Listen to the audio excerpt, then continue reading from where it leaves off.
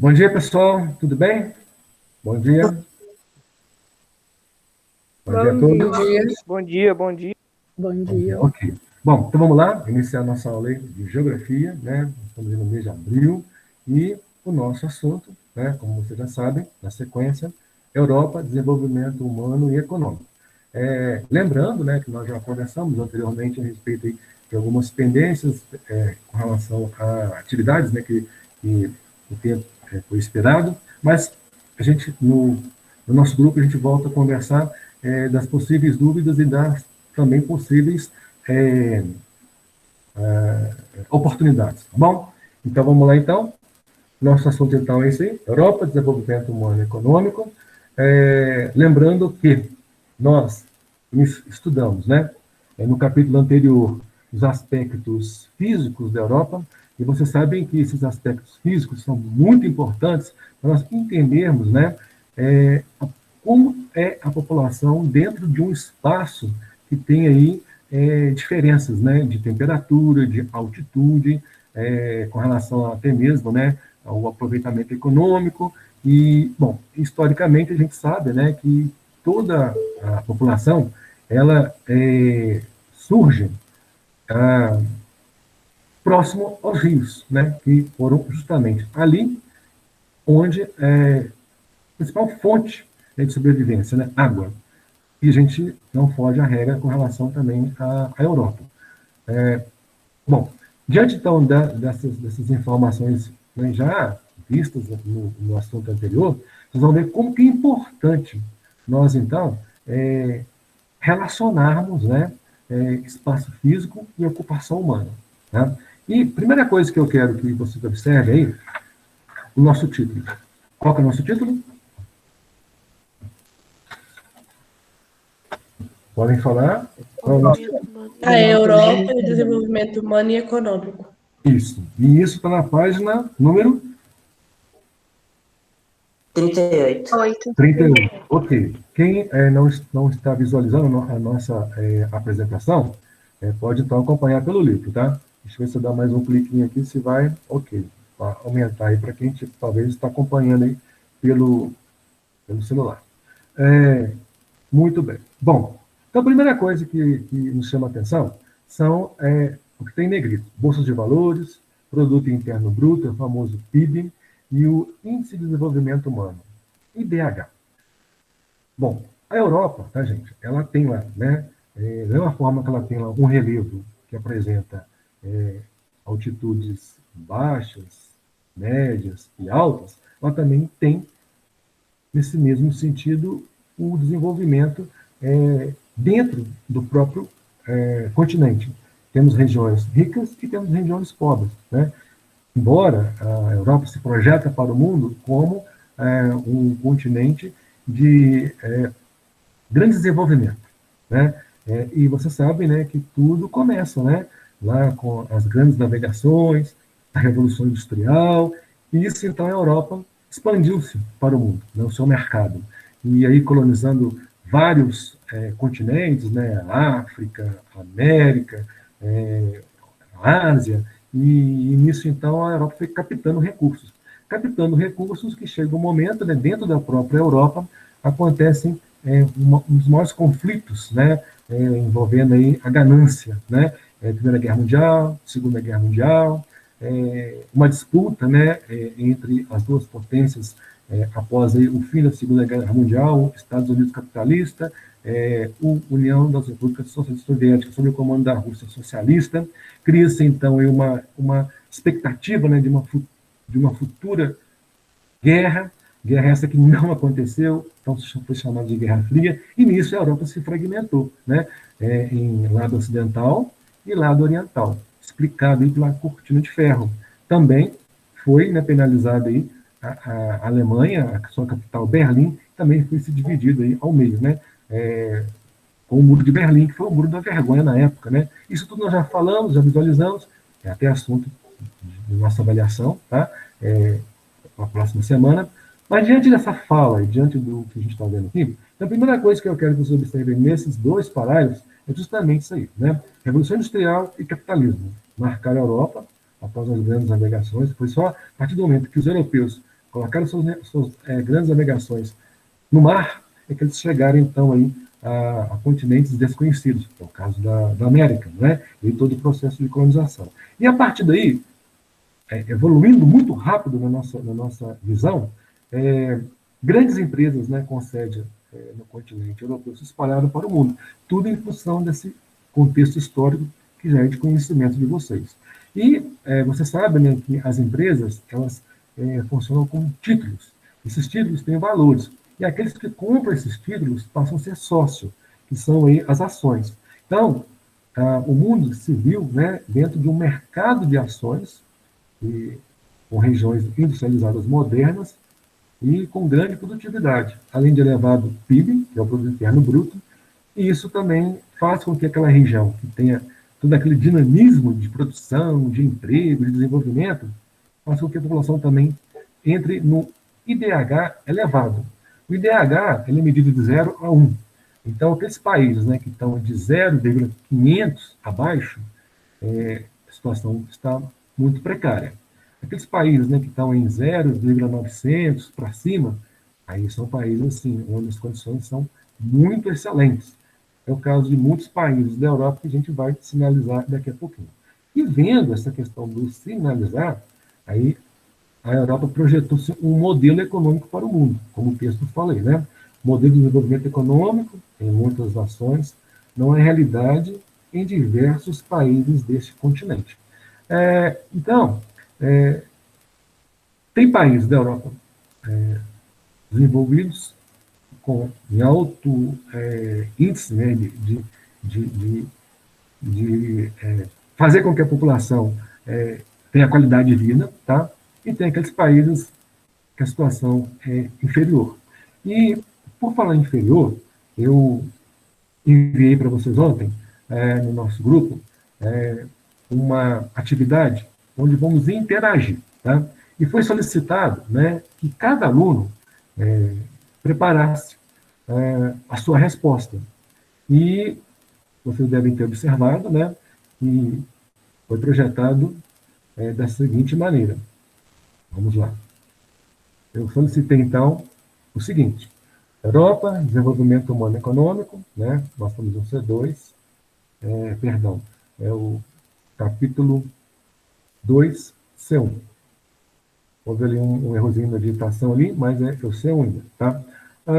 Sua participação será respondendo à pergunta indicada com o seu nome na aula do dia 8/4, portanto hoje, né?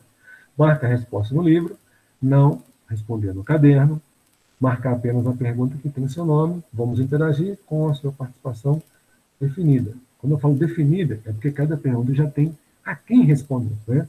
Localiza a sua resposta na página indicada. Então, convido a Alanis. Alanis, você pode ler para nós a pergunta, por favor? Tá bom. 1. Onde está mais presente as diferenças de desenvolvimento humano e econômico na Europa? E aí, de acordo com a sua resposta, o que você localizou para nós? As diferenças observadas em relação ao desenvolvimento humano e econômico são mais presentes no leste europeu, que apresenta um menor dinamismo econômico em relação aos demais países. Muito bem. E aí, essa resposta, então, tá, pessoal?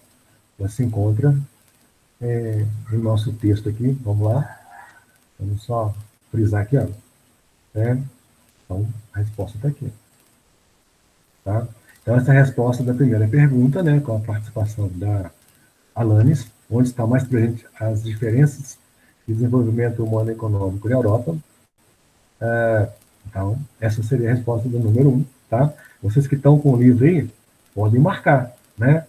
É importante ter essas respostas registradas para um possível exercício, tá bom? Vão, então, também ter esse hábito de fazer esse registro aí, tá?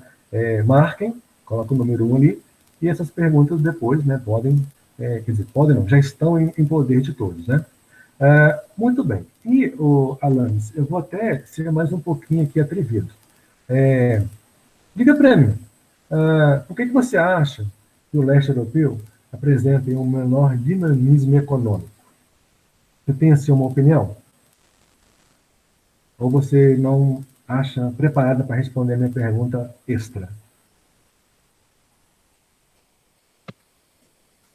Acho que eu não estou preparado ainda. Então tá. Então vou te ajudar. O leste europeu, pessoal, ele tem o menor desenvolvimento econômico. Sabe por quê? Qual que foi o sistema econômico lá que funcionou durante anos? Durante a Guerra Fria? Pode falar qualquer aluno aí que quer participar. Socialismo? Exatamente. O socialismo era aquele sistema econômico que não dava prioridade à produção de tudo. Ele dava prioridade à produção por etapa. E nisso a população foi sendo penalizada, né? E muita falta de muitos produtos, tá? Agora, uma coisa se dava a importância o tempo todo: produção de armamento, né? Que é o bélico, né? Então, o investimento para se manter forte, uma possível guerra com os Estados Unidos, isso não era deixado de lado. Então, o tempo todo, armamento, o tempo todo pronto para qualquer momento que fosse preciso utilizar. Então, o investimento em armamento penalizou o investimento em produção destinada à população. Tá? Então, fica registrada aí essa ideia aí. Bom, agora nós temos essa tabelinha aí, né? Nos informando a respeito dos países que tem aí um IDH elevado, né? E dos países, a posição, digamos, né? Então, nós temos a Noruega, tá aí, ó, 0,954. Lembrando que o índice é de 0 a 1. Então, sempre vai ficar no patamar 0,3 logaritmos depois da vírgula. Seriam aí centenas, né? Então, 0,954 digamos, o país mais rico, né? Vamos pegar a Ucrânia, que está lá na posição lá, Ucrânia, deixa eu ver aqui, a Ucrânia, que está lá no 0,750. A sua economia já tem uma diferença muito grande em relação à economia da Noruega, né? Se você for observar, né? Se perguntar do Brasil, o Brasil está em 0,860. Então, para vocês terem uma ideia, tá? Comparando o Brasil com os demais países. Aliás, minto, o Brasil está um pouquinho melhor que a Ucrânia nessa informação aqui. Eu só fiz uma troca de informações, mas aqui, ó, o Brasil está aqui, ó, em 0,761, né? 0,800, aquilo que eu falei anteriormente, é o Chile. O Chile, para você ver, o Chile está na América do Sul, né? O Brasil também. E o Chile está na frente do Brasil, né? Mas é um assunto para depois. Bom, se nós formos então observar, né, as duas tabelinhas, os países da Europa e os países da América Latina, né? Vamos observar bem as duas tabelinhas aí, né? O Brasil está em 0,761, na posição 79. Aí, voltando à tabela da Europa, né?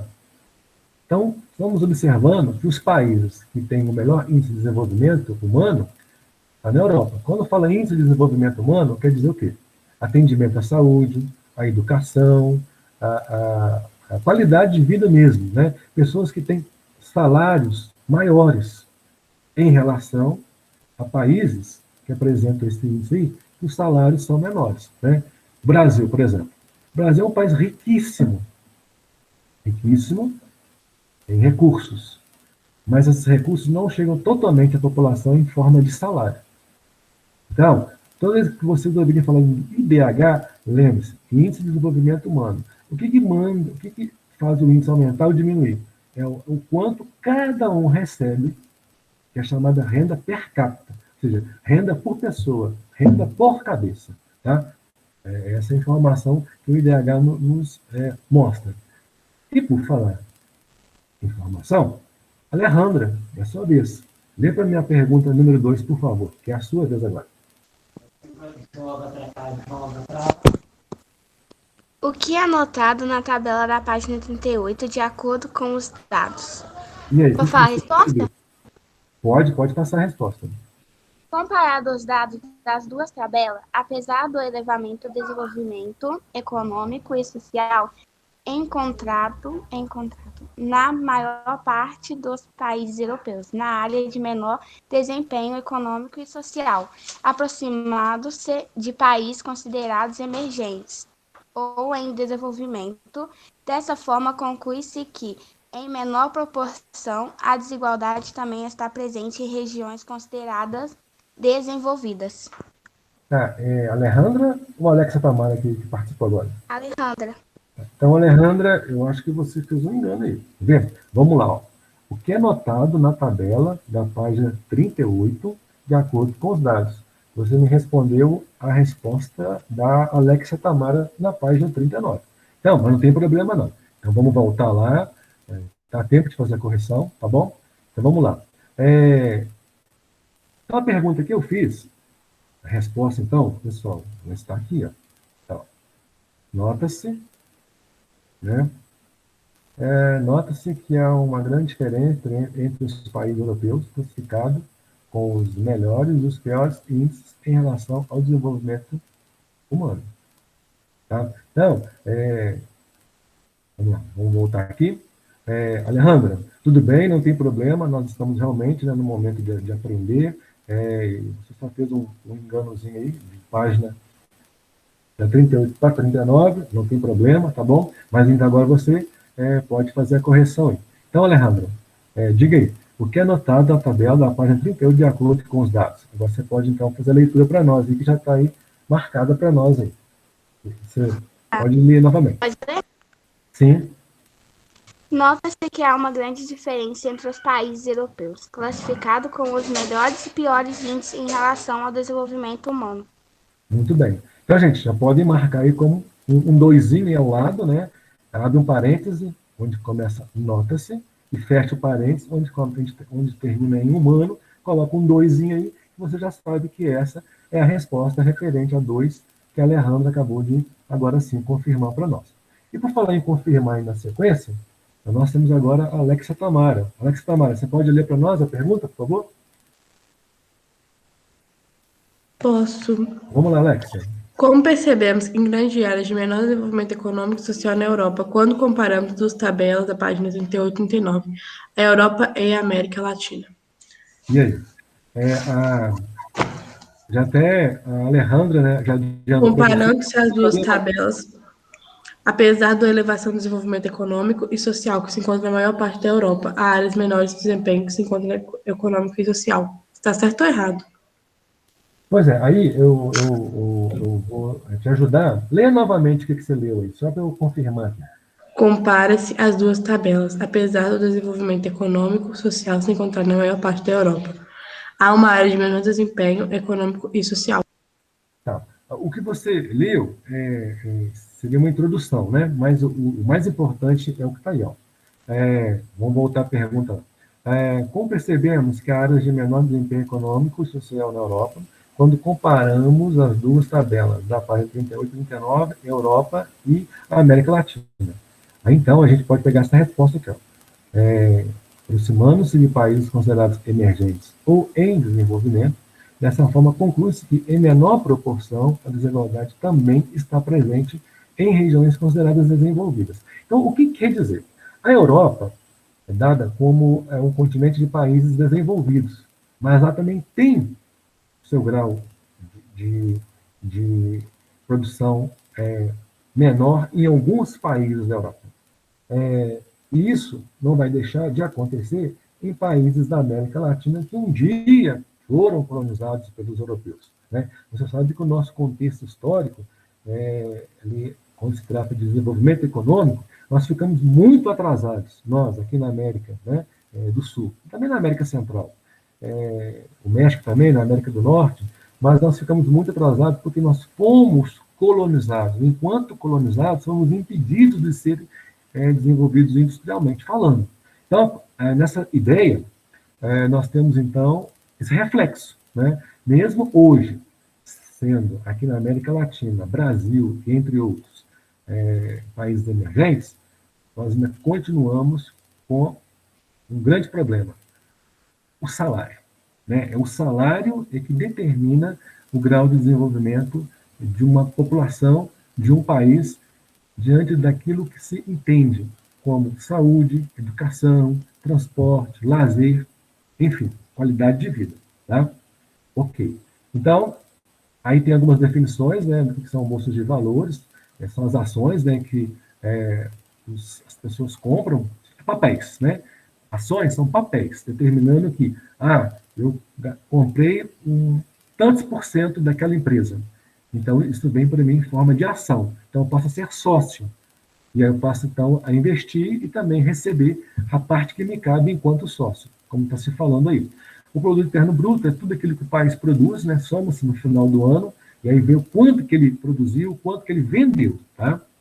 Então, e com relação ao produto interno bruto, tem-se duas situações. Superávit, que é quando você vende mais do que compra, e o déficit, é quando você compra mais do que vende. Então, por exemplo, se eu tenho R$100, eu comprei 110, então está me faltando 10. Então, isso é déficit. Se eu tenho R$100 e compro 90, então me sobrou 10. Isso é superávit.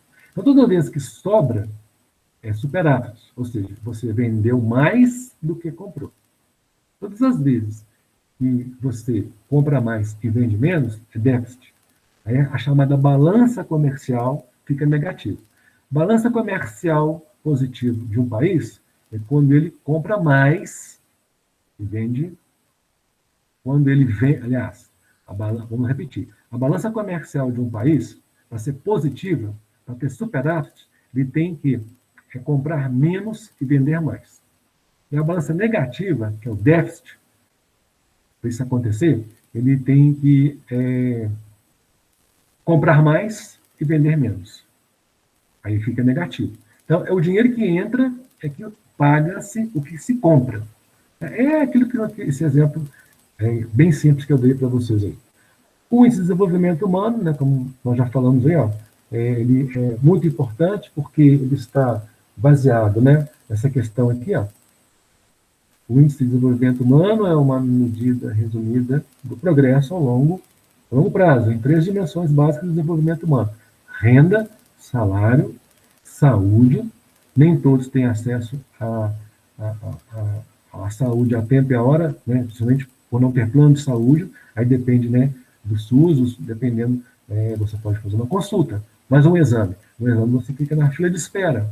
Quando o atendimento por um convênio, aí é diferente, né? Você, pelo convênio, você consegue fazer aquele exame em menos tempo do que se for por um convênio público, né, que é o SUS.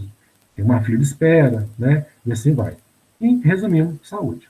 Então, essas informações aí são importantes para entender, né, o dinamismo e o desenvolvimento de um país. E, olha que interessante isso aqui, gente, olha que importante isso aqui.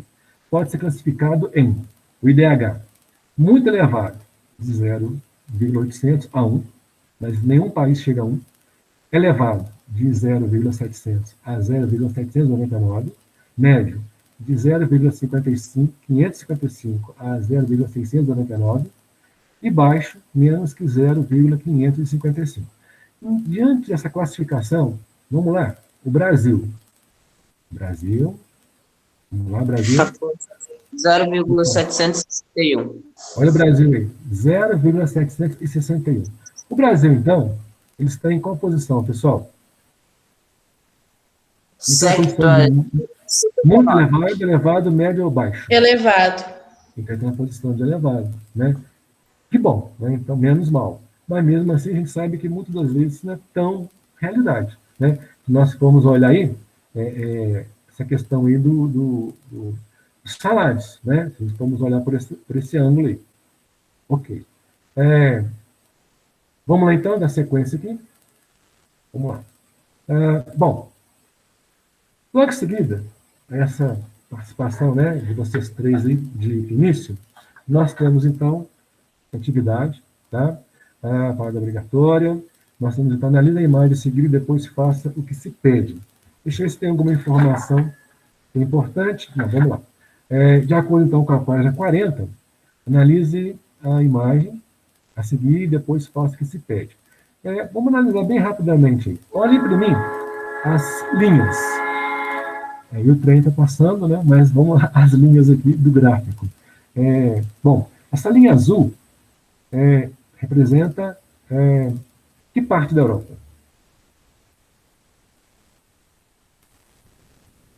Europa do Sul. A linha azul, pessoal.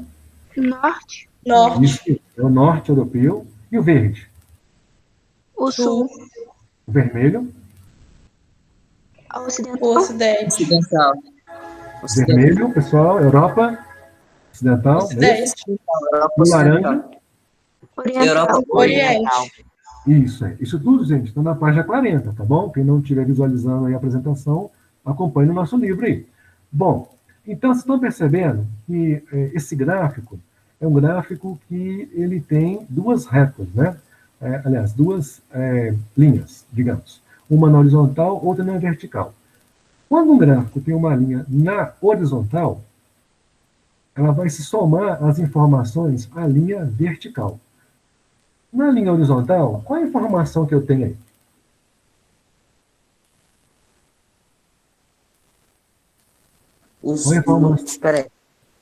Qual a informação que eu tenho, pessoal, na linha horizontal, é a linha deitada? O ano. Vamos lá, pessoal, tá fácil. Oi? Tempo. Tempo? É o tempo? É os anos. Tempo. Mais alguém quer melhorar um pouco a resposta? É os anos. Anos? Então eu vou ficar com os anos. É o tempo, mas melhor visualizando os anos, que vão de 1980 a 2015. E na vertical, o que eu tenho? Qual é a informação que eu tenho? A porcentagem. Distribuição da renda nacional.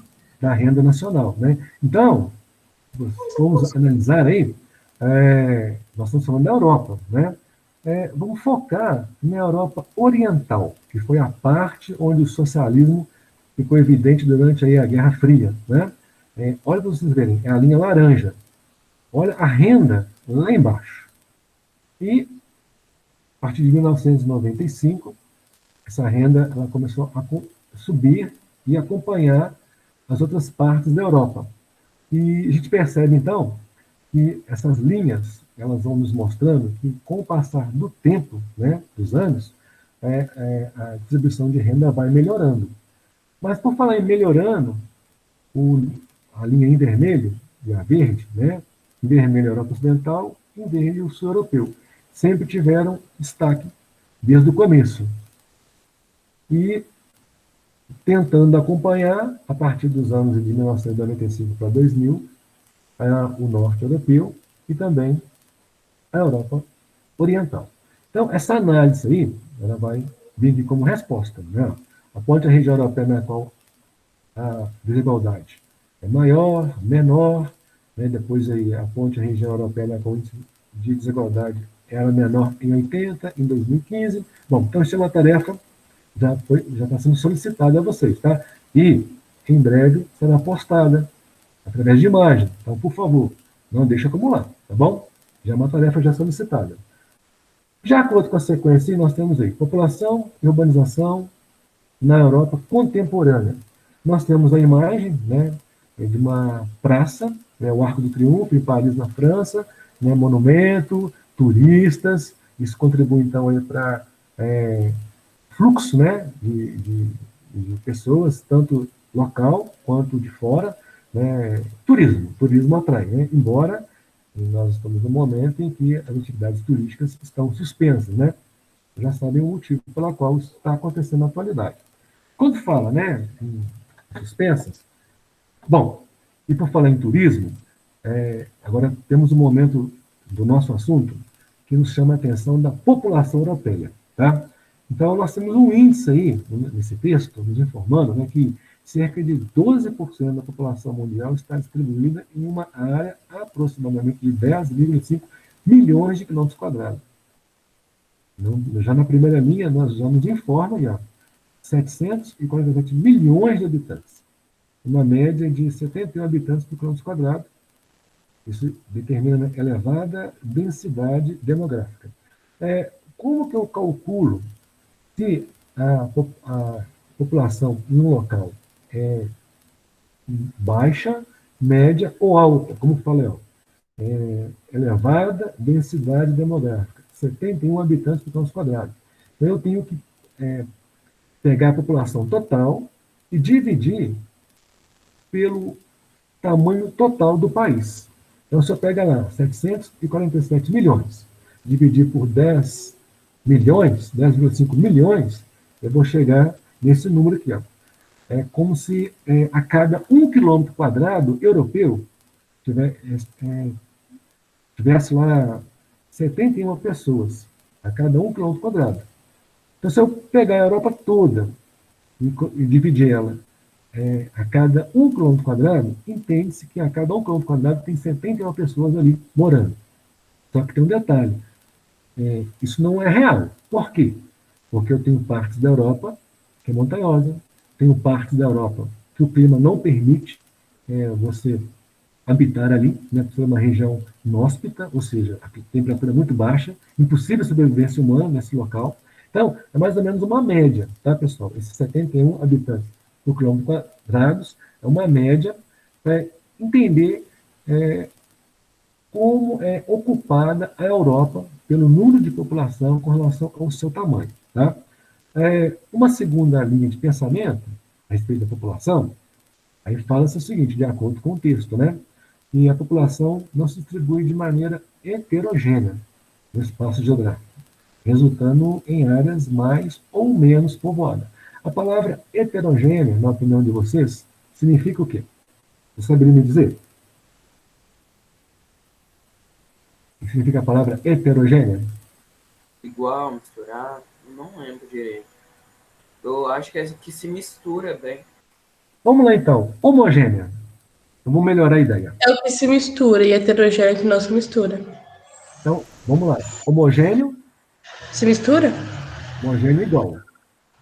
Heterogêneo, diferente. Então, um exemplo bem fácil, né, de entender. Homossexual.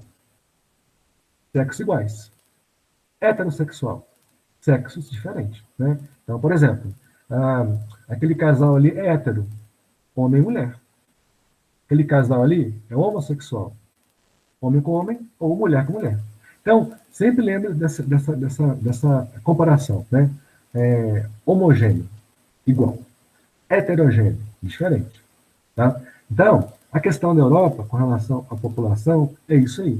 A população, então, ela não se distribui de maneira heterogênea. Ou seja, ela se distribui de modo diferente. Eu tenho locais que vai ultrapassar os 71 habitantes por quilômetro quadrado, e eu tenho local que vai estar 0 habitantes por quilômetro quadrado. Alguém me arrisca me dizer quais locais, por exemplo, que vai ser 0 o número de habitantes? Na Europa? Os círculos polares.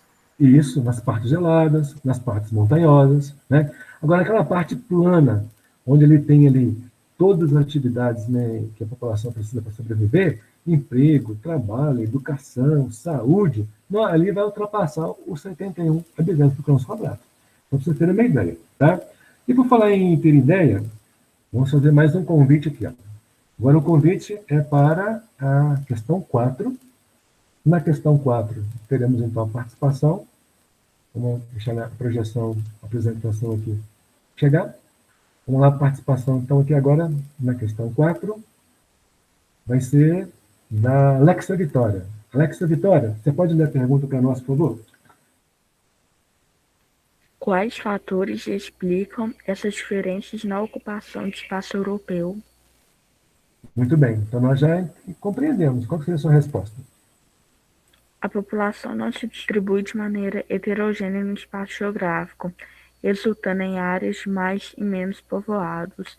Essa diferença na ocupação de espaços pode ser explicada por diversos fatores, entre os quais podemos citar o econômico, os naturais, etc.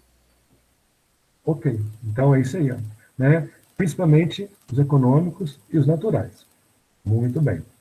Então vamos lá, então, e agora, hein, na nossa sequência, o assunto agora, né? Continuamos com a questão população. Então podemos apontar aí um mapinha, tá? Observem bem esse mapinha. Tá aí, Europa, densidade demográfica. Quanto mais forte for esse tom, né, entre laranja e amarelo, Então, quanto mais laranja, quanto mais forte for o tom, significa que tem menos ou mais pessoas morando, pessoal? Mais. Mais Mais. pessoas, né? E quando está assim, um amarelinho bem fraquinho, significa o quê? Menos. Menos pessoas. Isso, então, a gente vai partir do mais para o menos.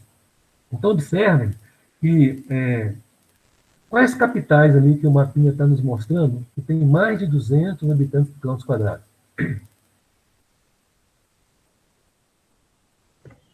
Algumas regiões da Rússia, Sim, lá mas em olhando para o mapinha, Roma, Paris. vamos visualizar o mapinha aí. No mapinha aí, na página 41, quais as duas capitais que mostram maior aglomeração de pessoas? Londres e Paris. Londres e Paris. E com de 50 a 200, quais as outras duas que aparecem aí? Moscou e Roma. Ok, então nós temos aí Roma, na Itália, e Moscou, na Rússia, né, com menos em relação a Londres, no Reino Unido, e Paris, na França. E o mapa, então, deixa bem claro, né, que a partir do momento que vamos para o norte da Europa, olha para vocês verem como a população só tende a cair. Regiões geladas aí, Eu né? acho que lá o clima é mais frio do que nas outras regiões. Com certeza. E na época do inverno, então fica impossível, né? Tudo coberto de gelo, tá? As temperaturas na Europa, né? Caem muito, então são regiões assim, chamadas de inóspitas, ou seja, é impossível de ter habitação da população, até mesmo animal, vegetal, tá? Bem mesmo assim, característico dessas regiões de altas latitudes, né, que é próximos aos polos, principalmente cortado pelo Círculo Polar Ártico. E duas ideias importantíssimas aí, para a gente somar mais informações com as próximas participações, que podemos considerar que a população europeia é mal distribuída em seu território, como a gente está percebendo pelo mapinha aí, né? E também temos áreas de maior densidade demográfica, ou seja, maior concentração populacional, como nós vimos aí, Londres e Paris, e com menor densidade demográfica, ou seja, menor concentração populacional, como vimos Moscou e Roma. E por falar nisso, né, vamos agora à participação do Arthur. Primeira participação masculina. Vamos lá, Arthur, lê a sua pergunta, por favor. Arthur está aí, acompanhando a aula? E aí, pessoal? Deixa eu ver se o Arthur... acredito que ele tenha tido queda de sinal, né? Não, ele não está presente hoje. Tá. Então, vamos lá, serei o Arthur agora. Onde está localizado as áreas de maior concentração populacional no continente europeu? Bom, acho que nós já falamos, já. Então, vamos marcar, então, para nós vermos, então, onde que elas estão, e vocês acompanharam direitinho aí? Então, está aqui, ó. Próximas às principais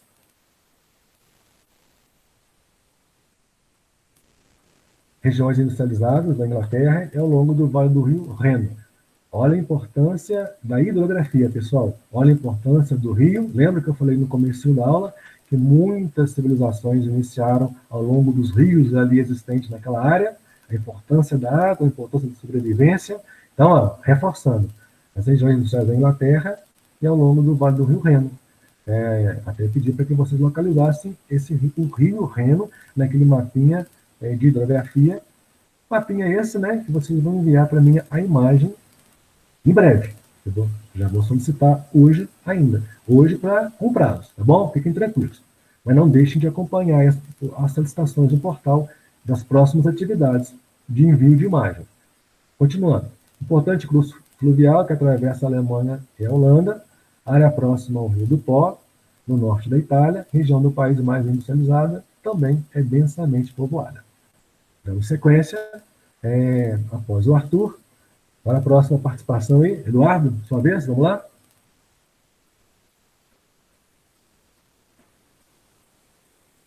Eduardo está aí ou teve queda de sinal?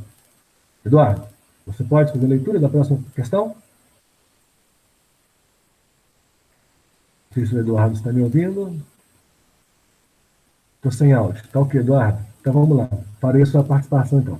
Onde está localizado as áreas de menor concentração populacional no continente europeu? Bom, então tá aqui, pessoal, ó.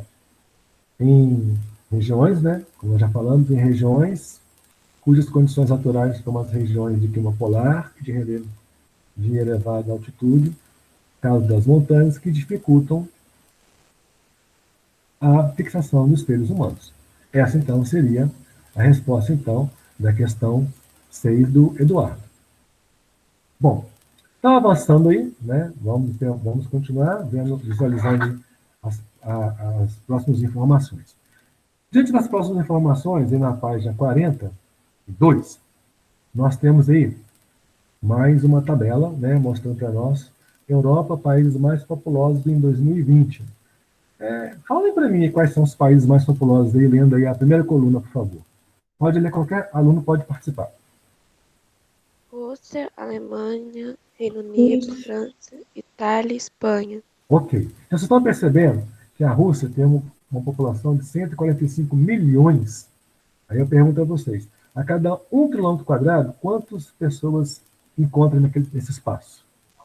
8,54, mas tem região que não tem nenhuma. Exatamente. Ainda mais a Rússia, que é um país, né, extenso. A Rússia é o dobro do tamanho do Brasil, com 17 milhões de quilômetros quadrados, mas a Rússia tem uma situação muito séria. Ela está bem ao norte da Europa, muito próximo do Círculo Ártico, então a temperatura aí realmente impede da concentração de população nessa localidade. Vamos lá. Alemanha. Oi. Túlio. O Brasil, ele tem quantos habitantes? É cento e... Não, o Brasil já chegou na marca dos 200 milhões de habitantes, tá? Num espaço aí de 8 milhões e 514 mil habitantes por quilômetro quadrado. Tanto que, Túlio, a sua pergunta, ela me faz lembrar o seguinte, o país, quanto menor ele for, mais densidade demográfica ele vai demonstrar. Exemplo, o Vaticano, ele tem aí, que é um país, né, que está dentro da Itália, é um país onde ali se parte todas ali as ordens religiosas, né, do catolicismo. Então, o Vaticano, ele tem aí 0,44 quilômetros quadrados. O Vaticano não tem nem 500 metros quadrados. É um país, o mínimo, do mínimo, do mínimo. Né? E ali, no Vaticano, temos ali no Vaticano temos 798 habitantes, entre homens e mulheres, todos voltados para segmentos religiosos. Tá? Ali é o local, né, o centro do catolicismo. Tá? Então, tudo ali, na base dele, de São Pedro, tudo ali é voltado para a questão religiosa. Mas é um país, tá bom? Dentro da própria Itália. Né? Isso é coisa histórica. Então, o Vaticano é o menor país do mundo, não chega a 500 metros quadrados, com 798 habitantes, mais ou menos, né? E a densidade lá é de 1.813 habitantes por quilômetro quadrado, mais ou menos como se fosse mais ou menos isso aí, né? Com essa população aí menor, mas projeta-se como se fosse um amontoado, né, de pessoas num espaço muito pequeno. E se a gente for um exemplo da nossa casa, pegue você, né? Não sei qual é vocês aí, não sei em quantos vocês estão na casa de vocês. Mas diga para mim, pega toda a família que mora com você, papai, mamãe e irmãos. Só vocês da casa, tá? Todos vocês da casa vão para o banheiro. E depois, saindo do banheiro, vão para a sala. Onde que ficou mais apertado? O banheiro ou a sala? Pensa aí. O banheiro. O banheiro. Por quê? O banheiro é o espaço menor de toda a casa. Lógico que tem casa que tem uma variação de tamanho de banheiro, mas geralmente o banheiro é o espaço menor. Então, onde que vai ficar mais populoso? Se todos da casa forem para o banheiro. Onde vai ficar mais populoso? Na sua casa. Se forem para o banheiro ou se ficarem na sala? Se forem para o banheiro. Se todo mundo for para o banheiro, vai ficar populoso, porque o espaço ali é pequeno. Mas se vocês forem para a sala, aí vocês vão ver que vai sobrar espaço, porque o tamanho da sala é maior. Então, A densidade demográfica ela é de acordo também com o tamanho do país. Tá? Se o país é pequenininho, que tem uma população pequena, mas na hora de fazer a divisão do número de pessoas com o tamanho, vê-se que a densidade demográfica é maior. Num país onde ele é muito grande, tem muita população, mas ele é muito grande, a densidade demográfica pode ser menor. Exemplo da Rússia, né? Olha a Rússia aí, né? A Rússia é o dobro do tamanho do Brasil, né? E, bom, pegando o exemplo aí, né? Alemanha. Nós temos esse número de habitantes por quilômetro quadrado, o Reino Unido, a França, a Itália e a Espanha. Então, o que eu quero que vocês entendam é o seguinte: quanto maior o espaço, menor o número de habitantes por quilômetro quadrado. Quanto maior. Quanto menor o espaço, maior é o contrário. Maior o número de habitantes. Tá? Pensa aí, banheiro e sala. O banheiro é menor. Se todo mundo na família for para o banheiro, vai ficar populoso. Se for ir para a sala, vai ficar menos. E assim vai esse raciocínio. Bem simples para vocês entenderem. Tá? E, diante de todo esse raciocínio, né, que a gente está aí visualizando, então nós temos esse gráfico aí. E, ao visualizar esse gráfico, eu tenho então aqui uma outra participação, agora da Emily. Emily, você pode ler a pergunta, por favor? Leio sim. Calma, tô arredando a foto pra frente. Emily, você está conseguindo visualizar? Tô. Então pode ler, por favor. Quais são os países mais populosos que juntos somam mais de 60% da população europeia? Bom, a resposta já está aí, ó. Vocês acabaram de ler para mim, vou ler mesmo. Você pode reforçar a resposta? Já está selecionada para vocês. Foi o que vocês leram A para mim, vou ler Rússia, mesmo. a Alemanha, o Reino Unido, a França, Itália e a Espanha. Ok. E para somar essa ideia, né, nossa participação aí, vamos lá então agora, Isabela, na sua vez. Lê para nós a número 8, por favor. Porque a Rússia é uma exceção, tendo a maior população da Europa e a menor densidade demográfica do Ocidente. E aí, o que você achou de resposta aí? Devido à sua grande extensão territorial, cerca de 17 mil quilômetros quadrados. Exatamente. Né? A gente pode até completar, né, chegando até aqui. Ó. Lembre-se de que a maior parte do território russo está no continente asiático. Então, essa seria a resposta da questão 8, né? E lembrando, nesse finalzinho aí, ó, se vocês quiserem anotar, podem até anotar. A Rússia, ela tem 40% do seu território na Europa. E os 60% restante na Ásia. É importante não esquecer disso. Como frisamos, lembre-se que a maior parte do território russo está no continente asiático. Qual é a maior parte, pessoal? Qual é a porcentagem que eu acabei de falar? 40% e 60%. 60% é a maior parte que está como é que chama lá? Na Ásia, isso. E os 40% na Europa. Legal. Isso é importante. Por falar importante, estrutura etária e envelhecimento da população. Quando fala estrutura etária, você sabe o que é pirâmide etária? Você sabe me dizer o que é pirâmide etária? É meio que um gráfico da população. Oi? Não entendi. Como é que é? É um gráfico com a idade da população. Isso. Eu tenho aqui duas pirâmides. Como é que vocês observam essas pirâmides aí do ano de 1950 e do ano de 2020? Como é que Pelos valores de porcentagem que estão do lado e as barras. Sim. O que chama a atenção de vocês com a base da pirâmide de 1950 e a base da pirâmide de 2020? São quase iguais. Não, eu acho que foi bem diferente, porque agora os mais jovens não estão sendo uma grande quantidade. Aonde que vocês percebem que em 1950 mostra jovens?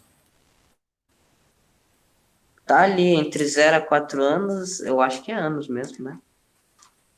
E aí, pessoal, vocês concordam? Sim. Sim. Ó, aqui então, né, seria a parte dos jovens, né? Vamos pegar aqui, ó. Esse meio aqui seria a parte dos adultos, né? E essa outra parte que seria dos idosos. Bom, o que vocês conseguem observar com relação, agora que nós apontamos aqui, a questão do...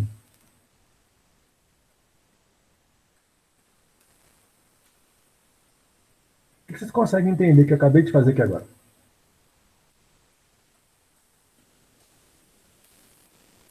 Vocês conseguem entender? Não cortou o que você falou. Vocês conseguiram entender o que a setinha quer dizer? Sim. E aí, então diga para mim o que vocês entenderam. Que em 1950 a população que era jovem passou a ser adulta em 2020. Por isso Muito bem. Ok. Nossa, Então você está percebendo, então, que a população jovem, ao longo desses 70 anos, né, que passaram, né, 1950 a 2020, 70 anos. Então vocês perceberam que os jovens, em 1950, em 2020, passaram a ser contados como adultos. E os adultos de 1950 passaram a ser contados como jovens para 2020. E uma outra situação, né? O que aconteceu aqui, então? Em 2020, em relação a 1950? diminuiu. O que aconteceu que a população jovem, né, diminuiu aqui em 2020 em relação a 1950? O que você acha que aconteceu?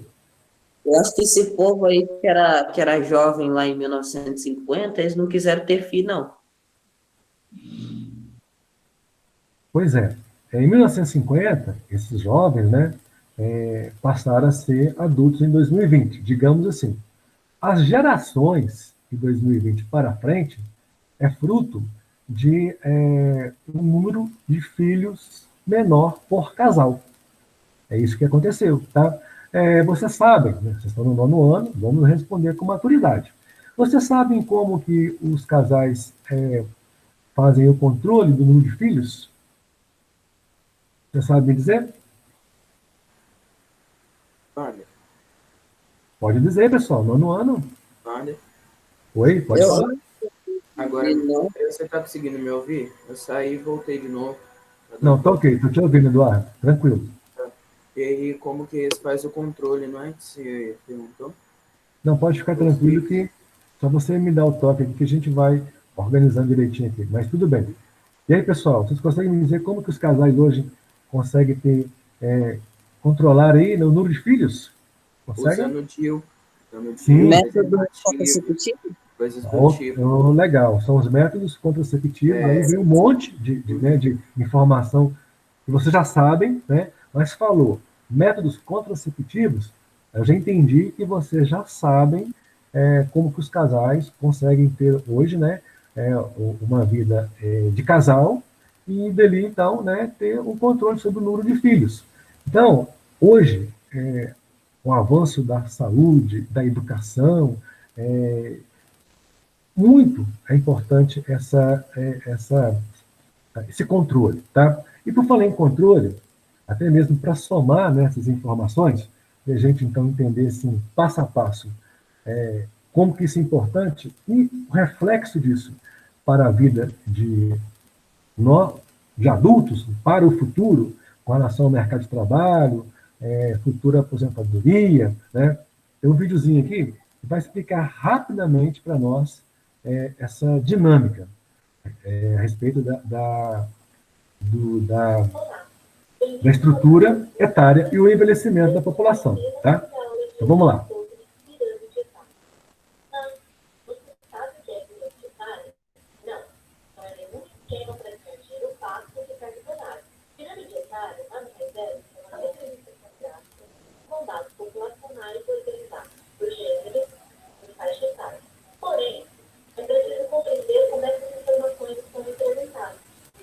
Então, vamos lá interpretar essa justiça da matemática? Achou que não fosse ter nada de exato de geografia, né? Primeiramente, precisamos compreender que a pirâmide etária é um gráfico de colunas. Valores do eixo X, horizontal, correspondem à quantidade de pessoas que pode aparecer tanto em números absolutos quanto em porcentagem. Já os valores do eixo Y, vertical, correspondem às faixas etárias. Cada coluna da pirâmide representa, portanto, a quantidade de pessoas por faixa etária. A população masculina está representada do lado esquerdo e a feminina do lado direito. Nas pirâmides etárias tradicionais, é comum ter a separação de gênero usando cores: azul para meninos, rosa ou vermelho para meninos. Mas atualmente é possível ter pirâmides de outras cores. Para facilitar as análises, dividimos a pirâmide em três partes: base, corpo e topo. Na base está a população jovem, no corpo a população adulta e no topo a população idosa. Quanto maior a base, maior a natalidade. Quanto maior o topo, maior a expectativa de vida e menor a mortalidade. Pirâmides de base larga, com corpo e topo estreitos, como esta aqui, possuem natalidade e mortalidade elevada, apresentando muitos jovens, poucos adultos e reduzida quantidade de idosos. Analisando a pirâmide etária, também é possível identificar o nível de desenvolvimento do país. Países desenvolvidos tendem a ter uma pirâmide com uma distribuição mais igualitária entre as faixas etárias, apresentando predomínio de adultos e número expressivo de idosos. Já países desenvolvidos possuem um maior desequilíbrio, apresentando predomínio de população jovem e uma parcela menor, tanto de adultos quanto de idosos. Os estudos demográficos, através das pirâmides etárias, nos permitem, dessa forma, refletir sobre a distribuição populacional, contribuindo para o direcionamento de políticas públicas voltadas ao desenvolvimento socioeconômico. Bom, então aí vocês perceberam, né, a importância de entendermos, né, essa questão da pirâmide etária, a informação que ela nos passa, né, tanto na horizontal quanto na vertical. Vimos aí, né, que nós temos aí uma pirâmide de 1950, com uma base larga, e vimos a pirâmide de 2020 com a base estreita. Foi justamente essas pirâmides aí que acredito, né, que vocês conseguiram perceber através aí da apresentação aí do vídeo.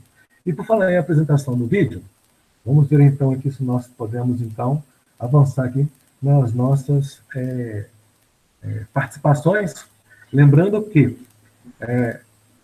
nosso próximo assunto, da página 43, vai nos chamar a atenção justamente com relação às pirâmides etárias de 1950 e de 2020. Então, praticamente, o que nós temos aí? Com relação, então, à questão da estrutura etária e o envelhecimento da população da Terra. Baixo crescimento vegetativo, com envelhecimento acentuado da população e baixa natalidade. É o que nós estamos vendo aqui, ó, né? Então, quando nós temos uma base estreita, a gente percebe, então, que o número de natalidade vem diminuindo ao longo do tempo, né? E a qualidade de vida vai fazendo os adultos sobreviverem mais, olha que a questão das idades, né? E os idosos também vão vivendo mais, pela qualidade de vida que vão tendo aí à medida que a medicina, né, os avanços, o acesso aos atendimentos, a parte que você sabe que hoje na nossa cidade existe postos de saúde, né, distribuídos em vários bairros, que fazem a prevenção, ou seja, esses agentes chegam até a nossa residência, investigam, né, está tudo bem, tem o pessoal do lado sanitário, né, verifica a questão aí de uma série de coisas, né, com relação à dengue, dentre outras coisas mais. Então, tudo isso, gente, é preventivo. E isso é qualidade de vida, saúde. Isso reflete aqui na pirâmide etária. Só que tem um detalhe. Essa parte dos idosos vivendo mais, para o governo, isso é preocupante. Por quê? Quanto mais idosos sobreviverem, mais tempo eles vão ganhar Vão ter que pagar benefícios, né? Isso, Oi? eles vão pagar aposentadoria e... Isso, exatamente. Então, aí está o reflexo, né? E outra coisa, esse reflexo, está caindo sobre nós. Hoje, o sistema previdenciário mudou. Vocês, da futura geração aí do mercado de trabalho, vão trabalhar muito mais do que os pais e os avós de vocês. Então, se os avós de vocês falam assim, eu aposentei com 30 anos de trabalho, vocês, né, vão aposentar com 40, 45 anos de trabalho ou mais. Então, olha o reflexo de uma coisa que penaliza outra. Bom para um lado, né, que a família está vivendo mais, mas, em compensação, em termos de mercado de trabalho, vamos trabalhar mais. E nesse trabalhar mais, muitos até nem vão conseguir aposentar, por não ter tempo de trabalho e nem idade para aposentar. Então, isso aí, pessoal, já é uma situação já que mexe com vocês, tá? Já está mexendo comigo, né? Imagina vocês, então, né, que ainda vão entrar para o mercado de trabalho. Dando sequência aí, então nós temos aí mais participações. E nessa participação, vamos lá para a questão 9. Eu convido aí o João Pedro. Oi, quem me chama? Eu, Eduardo. Eduardo, pode falar. Fazer, porque naquela hora não tinha como eu falar por causa desse problema. Tá. Pode ficar tranquilo, que eu fiz a leitura para você. Mas se você teve uma perda de conexão, algum problema técnico aí, não tem problema. Pode ficar tranquilo que eu fiz a sua parte, tá bom? João Pedro, está aí? João Pedro não acessou a nossa sala hoje? Acessou, ele está aí, ó. João Pedro, você pode ler para nós o número 9, por favor?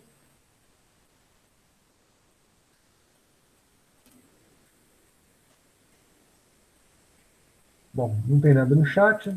João Pedro, acho que não, está na aula. Ele está aqui presente, mas não me respondeu nada, então eu vou lá. Vamos fazer a vez do João Pedro. Alguma coisa pode estar acontecendo, né? Vamos lá. Então, o João Pedro iria para nós o seguinte. Comparando as pirâmides etárias de 1950 a 2000, da página 42, o que se percebe ao longo desses 70 anos? Bom, de acordo com a leitura, né, do João Pedro, nós temos como resposta essa parte aqui, ó, né? Percebe-se que houve uma redução significativa da taxa de natalidade e o aumento expressivo do número de idosos. Então, vamos voltar lá, aqui, ó. Taxa de natalidade dos jovens, né? Vamos falar, ó. Houve uma redução significativa da taxa de natalidade. A taxa de natalidade ela é medida pela base, tá, gente? Então, houve uma redução e aumento expressivo do número de idosos. Ó, tá aqui, ó, no topo, né? Como nós acabamos de ver no vídeo aí, ó, tá? Informações importantes para entender, né, essa redução da taxa de natalidade e o aumento do número de idosos, que está aí no topo aí. Bom, na questão próxima aí, lembrando que em 1950, a idade média da população era de cerca de 30 anos e agora 40 anos, com uma média mundial de 28 anos de idade. Então, entende-se que a faixa etária, né, do adulto para o idoso está vivendo mais. No passado não era assim. E agora, com toda essa qualidade de vida, saúde, educação, informação, né, os postos de saúde, né, com as prevenções, isso está dando aí toda aí uma melhor, um melhor e maior tempo de vida para o adulto a chegar a aumentar o número de idosos aí com o passar do tempo, tá? Então, hoje, os postos de saúde, eles trabalham com a prevenção, né? E essa prevenção evita muitas doenças, né? Essa proposta aí. Mais uma informação importante, ó, que abaixo da taxa de reposição populacional indicada pela ONU, que é de 20%, a Europa apresenta a menor taxa de natalidade do mundo, baixa taxa de fecundidade, cerca de 1,5. Então, consertar a informação, que abaixo da taxa de reposição populacional, indicada pela ONU, que é de 2%, a Europa apresenta a menor taxa de natalidade do mundo. baixa taxa de fecundidade, cerca de 1,5%. O que quer dizer isso? Que entende-se que os casais, na atualidade, tenham-se 2, 3, 4 filhos, né? E na Europa, os casais não estão tendo filhos. Se tiver, às vezes é um, não passa disso, né? Então, a gente percebe que esse número, né, essa taxa, ela nos informa que a Europa está, no momento, com um número menor de filhos por casais. Tá? E, falando em número menor por casais, vou pedir a participação agora aqui da Júlia. Júlia, você pode ler para a gente? Posso.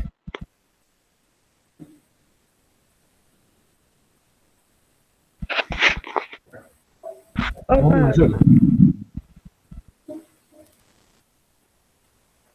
Localizou a resposta, Júlia? Espera aí. A pergunta, que agora vamos rapidinho. Como pode ser explicada a reduzida natalidade da população europeia? Tá. E você conseguiu localizar a sua resposta? Não. Achei. Acho que... Pode ler? Pode ler. A reduzida natalidade pode ser explicada pelo intenso processo de industrialização e de urbanização que ocorreu ao longo do século XIX e XX.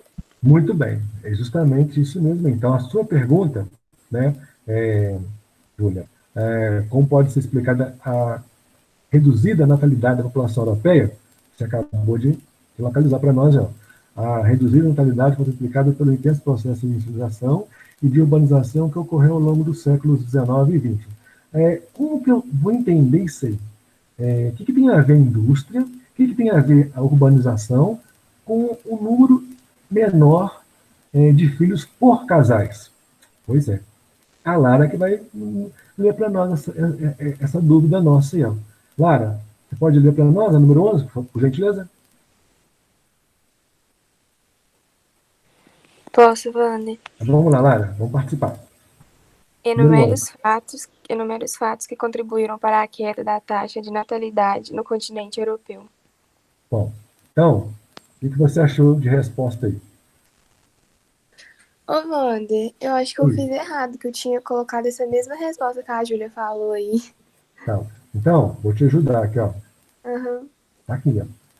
A inserção da mulher no mercado de trabalho e os casamentos tardios, somados ao elevado custo de vida nas áreas urbanas, contribuíram, né, vamos só completar aqui, contribuíram para a queda da taxa de natalidade no continente. Então, agora, olha a relação da pergunta da Júlia com a da Lara.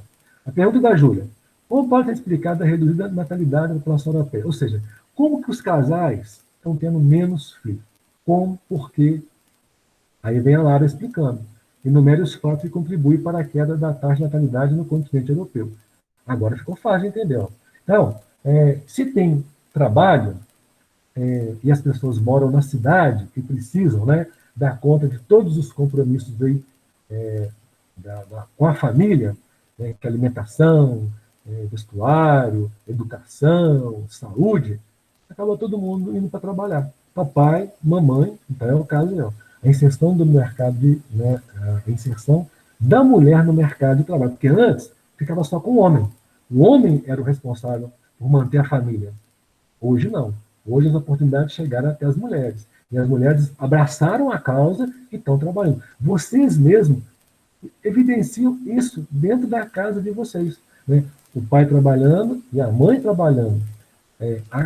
Há situações em que só o pai trabalha e a mãe não. Né? Mas há situações em que papai e mamãe trabalham. Então, vocês estão vendo? Então, a partir do momento, né, que os dois trabalham, é o momento, então, que eles entram num consenso. Não, nós temos ideias, né? Nós temos queremos coisas, queremos conquistar mais. E essa conquistar mais, se a gente tiver mais filho, vai impedir. Porque nós temos que investir, temos que gastar, temos que cuidar. Então, se tivermos um número menor de filhos, vamos poder conquistar mais e dar mais qualidade de vida para a nossa família. Então, hoje se explica aí essa ideia aí, por que na Europa o número de filhos é menor, a taxa de natalidade está caindo, tá? E nisso, olha que interessante, logo após esse pensamento aí, se a população não renova, e aí, Lívia? Lê para nós a 12, por favor. Eu vou ler. O número de... É para ler a pergunta. Peraí. Sim, é para ler o quê? Pergunta número 12. O número de idosos com 65 anos ou mais chega a ser maior que 20% do total da população em diversos países europeus. Como pode ser explicado esse fato? Eu não sei se está certo. Não, o importante é participar. Pode ler para nós o que você achou. Eu coloquei assim: esse fato pode ser explicado por baixas taxas de mortalidade registradas no continente em virtude da elevada qualidade de vida. Exatamente, correto. Então, olha essa pergunta aí, olha, que é uma outra situação que envolve a questão que a Júlia e a Lara, né, trabalharam aí, e você vem, então, justificando, ó, o número de idosos com 65 anos ou mais chega a ser maior que 20% do total da população em diversos países europeus, e a explicação está aí, ó, né, você acabou de falar para nós. Pode ser explicado pelas baixas taxas de mortalidade registradas no continente em virtude da elevada qualidade de vida. Aí, eu te pergunto, uma pergunta extra, tá, Lívia? Por que, então, os idosos estão vivendo mais? Na sua opinião? Na minha opinião, por quê? Isso. Calma, deixa eu pensar. Está acontecendo um processo de vacinação atualmente? Tá, então vacinando os idosos primeiro. Exatamente. Então, por aí você percebe, né? Os idosos estão tendo prioridade. Depois vai chegando aos adultos, depois aos jovens, né? Porque os idosos estão mais frágeis, né? E por isso, com atendimento, com a prevenção, isso vai fazer eles viverem mais, terem mais qualidade de vida.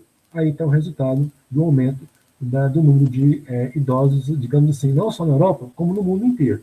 Tá? Legal. E vamos reforçar agora com o Luiz. Luiz, olha a sua pergunta, pode ler para nós. Número 13, Luiz. Como o acesso aos serviços de educação, saúde e lazer contribuem para a longevidade da população idosa da Europa? E aí, o que você achou de resposta aí?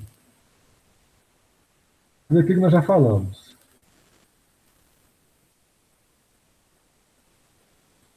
Você conseguiu localizar a resposta? Eu sei se está... Eu acho que eu não trouxe aqui. O acesso ao serviço de educação, saúde e lazer contribui para a medida que as pessoas têm acesso aos serviços básicos, elas tendem a sobreviver por mais tempo, resultando no aumento da expectativa de vida média do seu país.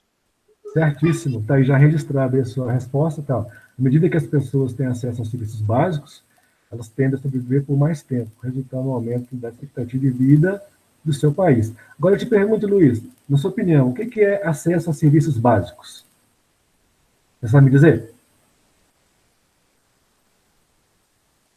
Saúde e alimentação? Sim, saúde e alimentação. Né?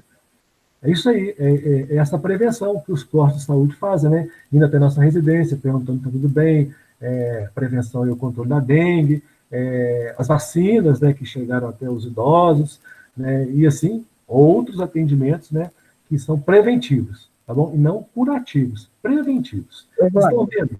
A quantidade de informação que soma-se, a população idosa está cada vez mais aumentando, e o mercado de trabalho fazendo com que os casais tenham menos filhos, contribuindo para que a base da pirâmide seja estreita. Oi, alguém me chamou. Fui eu.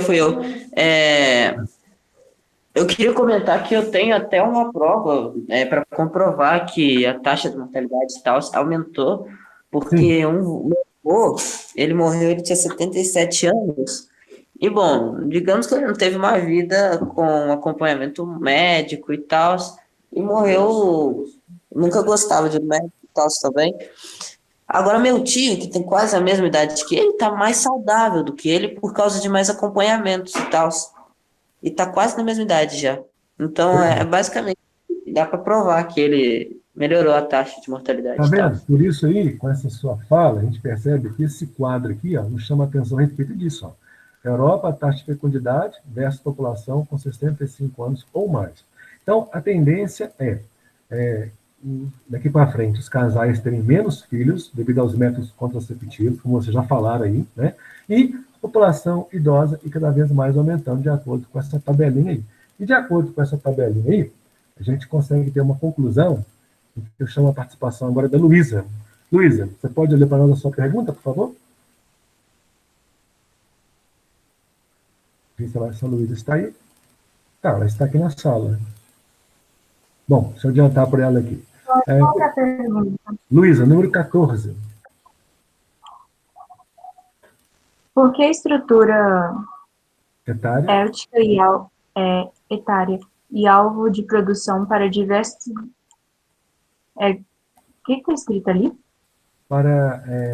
Já que os dados da pirâmide etária europeia refletem a boa qualidade de vida da maior parte dos países da Europa. É isso mesmo? Uhum. Tá, e aqui você conseguiu localizar a resposta? Ela está no último parágrafo, da página 43. Então, vou te ajudar aqui, ó. Aqui, ó. Então, vamos lá novamente na pergunta que nós entendemos. Por que a estrutura etária é alvo de preocupação para diversos governantes, já que os dados da pirâmide etária europeia refletem a boa qualidade de vida de maior parte dos países europeus? Então, nós temos aqui, ó, a reduzida reposição natural da população ocasiona uma diminuição de pessoas em idade produtiva. Então, a preocupação hoje na Europa é isso. Está faltando jovens para trabalhar. E ao faltar jovens para trabalhar, aí nós temos uma outra situação aí que essa foto nos mostra, e o Miguel vai ler a sua pergunta. Miguel, lê para nós a pergunta 15, por favor. Vou ler. Vamos lá, Miguel, que o nosso tempo está pequenininho agora. Quais são as consequências da elevada expectativa de vida, aumentando a quantidade de aposentados? E aí, o que você achou de resposta? Eu não sei se está certo, mas eu vou falar. Pode falar. A elevada expectativa de vida, aumentada a quantidade de aposentados, é consequentemente os gastos com providência social. Exatamente. Olha para vocês verem, gente, que nós acabamos de falar anteriormente, os gastos com a previdência social. Então, é o dinheiro, né, que o governo paga. Então, quanto mais idosos vivos, mais dinheiro o governo tem que pagar, né, os aposentados. E nós é que temos agora que ajudar o governo a pagar esses aposentados, por quê? Trabalhando mais. Essas são as mudanças. Depois vocês conversam com os pais de vocês vão então aí, dizer para vocês quais as mudanças que eles já sabem e que eles já estão vivenciando a respeito disso, tá bom? Bom, nosso tempo se esgotou, a gente para aqui, na próxima aula a gente dá sequência, mas eu lembro que essa atividade aqui, pessoal, ó, é para ser feita, tá bom? E deixar feita prontinha, que em breve eu vou pedir a postagem dela, tá? Então, a gente para com o Miguel, né? Nós temos para a próxima aula aí a Thaís e o Túlio, tá bom? Então, é isso aí. Então, o que eu posso dizer para vocês, né? Que fiquem atentos, né, às postagens, cuidado, né, que o tempo ele passa, não se perder, né, a oportunidade, tá bom? E aqueles alunos que não tiveram a oportunidade de fazer a postagem a tempo, depois eu entro em contato e a gente dá uma nova oportunidade, tá? Então, por enquanto é só isso. Aguardo vocês na próxima aula. Até mais. Você vai mandar a matéria da prova no grupo? Sim, com certeza eu enviarei para vocês, tá bom? Pode ficar tranquilos. Até a próxima. Bom dia. Tchau, Vânia. Tchau. Tchau, Vânia. Tchau.